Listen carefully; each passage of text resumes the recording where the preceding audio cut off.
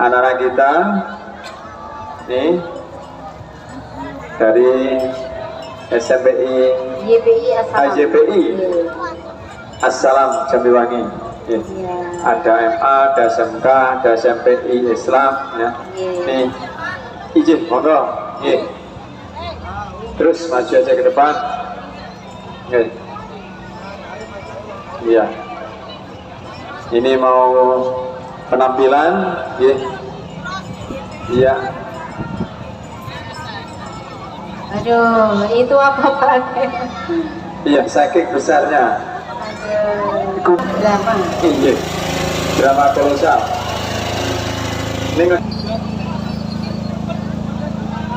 Nih, Lembu Suro dengan Dewi Kiri Suci. Iya.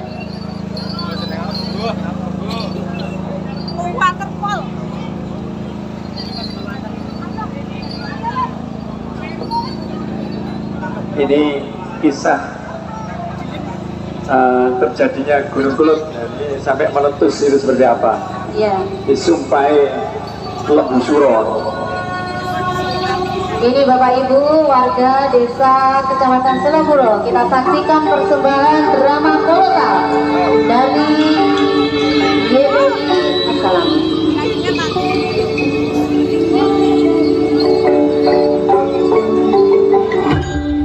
Alkisah. Di daerah Jawa Timur ada seorang raja bernama Raja Brawijaya yang bertahta di kerajaan Majapahit. Sang Prabu mempunyai seorang putri yang cantik jelita bernama Dyah Ayu Pusparani. Sang putri memiliki keindahan tubuh yang cantik jelita dan sangat mempesona. Kulitnya lembut bagai sutra dan wajahnya elok berseri bagaikan bulan purnama. Sudah banyak pemuda dan pangeran yang datang untuk meminang sang putri. Namun sang putri selalu menolak. Di sisi lain, Prabu Brawijaya tidak ingin menolak pinangan tersebut secara langsung karena takut mereka akan menyerang kerajaannya.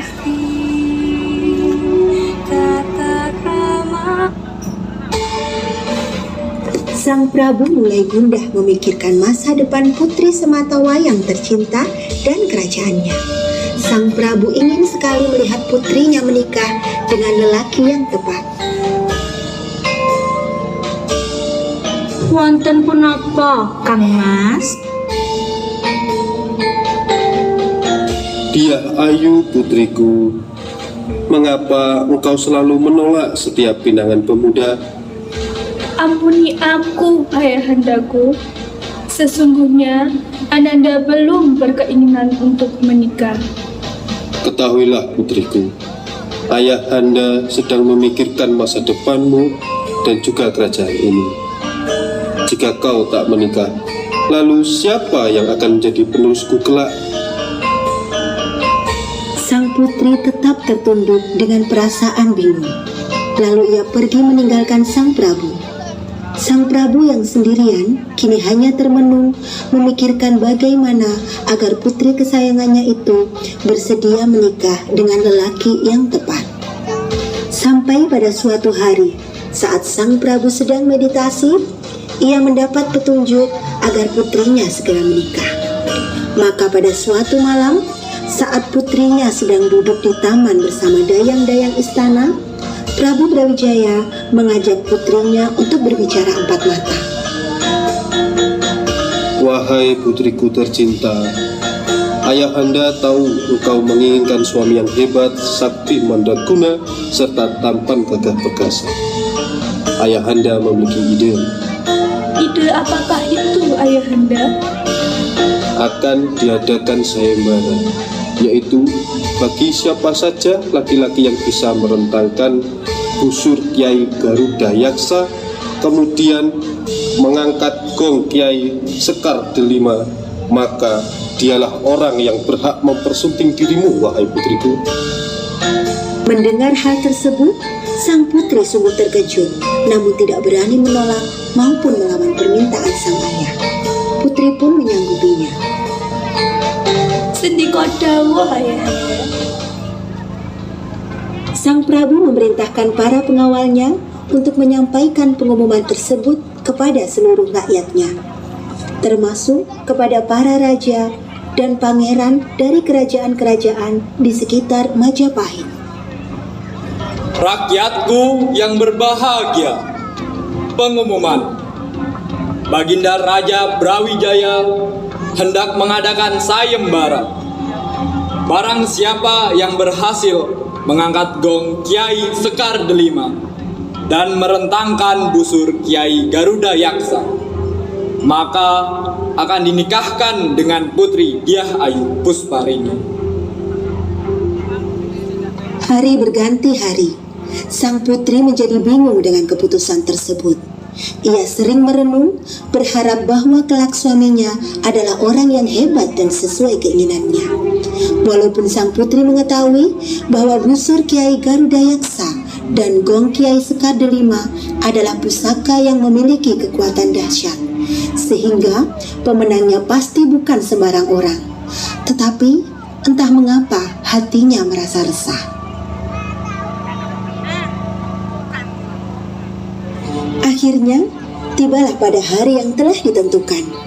Para peserta dari seluruh penjuru berbagai negeri telah berkumpul di alun-alun istana kerajaan. Prabu Brawijaya pun tampak duduk di atas singgasananya dan didampingi oleh permaisuri dan putrinya, Diah Ayu Pusparani. Para pengawal menyiapkan alat sayembara, yaitu busur Kiai Garuda Yaksa dan gong Kiai Sekar Delima. Prabu Brawijaya segera memukul gong pertanda acara dimulai. Satu persatu peserta sayembara mengeluarkan seluruh kesaktiannya untuk merentang busur dan mengangkat gong tersebut. Namun, tak seorang pun yang berhasil.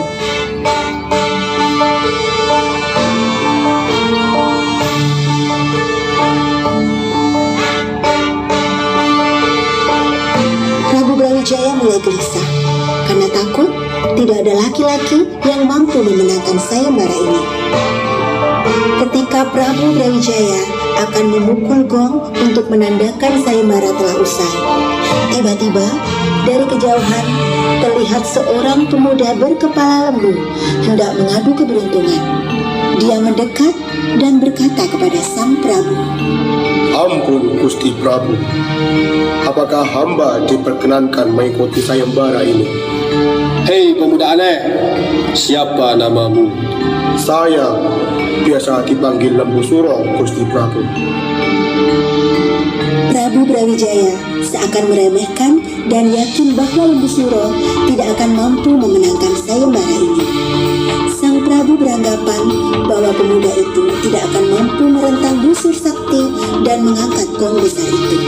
Ia pun mengizinkannya mengikuti sayembara itu sebagai peserta terakhir. Baiklah, kamu boleh mengikuti sayembara ini. Lembu Suro pun menyanggupi persyaratan tersebut. Dengan kesaktian dan ilmu kanuragannya, ia merentang busur Kiai Garuda Yaksa dengan mudah.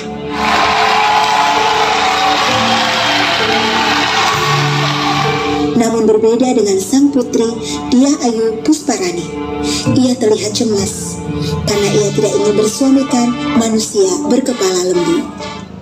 Ketika Lembu Suro menghampiri gong Sekar Delima, semua yang hadir tampak tegang, terutama sang putri. Ia sangat berharap agar Lembu Suro gagal pada tantangan kedua itu. Tetapi takdir berkata lain. Tanpa diduganya, pemuda berkepala lembu itu ternyata mampu mengangkat gong Sekar Delima tanpa ada halangan berarti. Tepuk tangan penonton pun kembali bergema, sedangkan Putri Diah Ayu Pusparani hanya terdiam. Hatinya sangat sedih dan kecewa. Hatinya begitu hancur karena tak kuasa menerima kenyataan menikah dengan manusia berkepala lembu. Aku tidak mau bersuami orang yang berkepala lembu.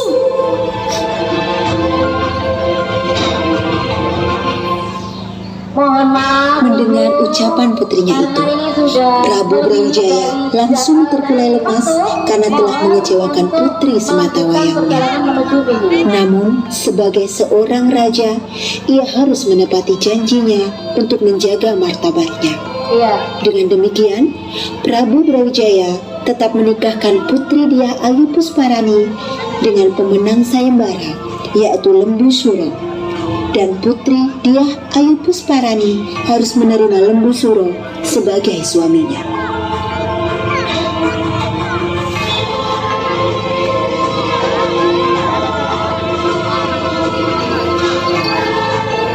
Hadirin sekalian, sesuai dengan janjiku, maka Lembu Suro yang telah memenangkan sayembara ini akan kunikahkan dengan putriku. Seluruh peserta sayembara pun berlomba-lomba memberikan ucapan selamat kepada Lembu Suro.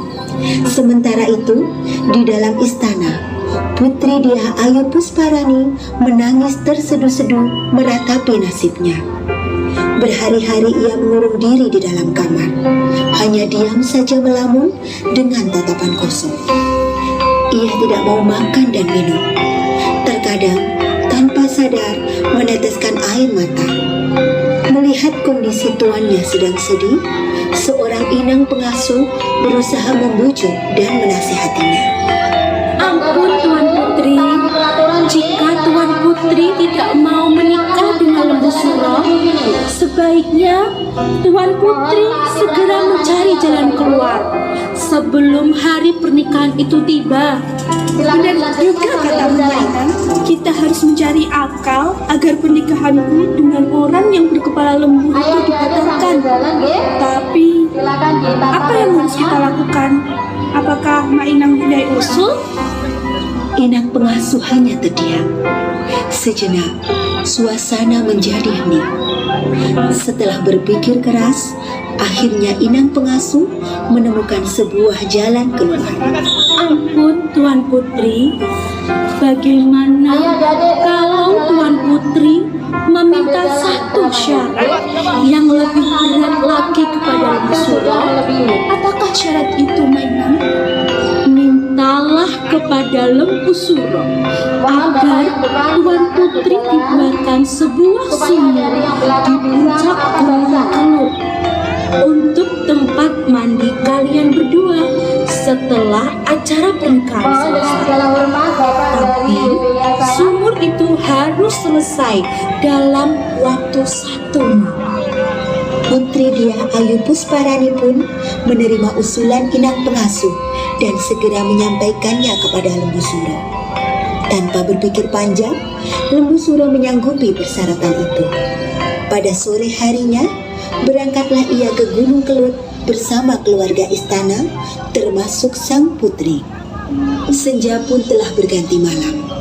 Setibanya di puncak Gunung Kelut, Lembu Suro mulai menggali tanah dengan menggunakan sepasang tanduknya. Dalam waktu tidak berapa lama, ia telah menggali tanah cukup dalam. Ketika malam semakin larut, galian sumur itu semakin dalam. Lembu Suro sudah tidak tampak lagi dari bibir sumur. Melihat hal itu, Putri Diah Ayu Pusparani semakin panik. Silakan Ia dilanjutkan. pun mendesak ayahandanya agar menggagalkan usaha Lembu Suro membuat sumur sebelum fajar tiba. Ayah, apa yang harus kita lakukan? Putri tidak mau menikah dengan Lembu Suro, Ayah. Prabu Brawijaya pun tidak ingin mengecewakan putri kesayangannya untuk yang kedua kali. Setelah berpikir keras, Iya, kita sampaikan akhirnya ia terima menemukan kasih sebuah kepada cara tim Gili untuk Katalang mengatasi nyawa Lembu Suro. Jambewani atraksi performnya tentang drama kolosal Lembu Suro. Tak seorang pun pengawal yang berani. Selamat melanjutkan perjalanan menuju finish. Mohon maaf yang sebesar-besarnya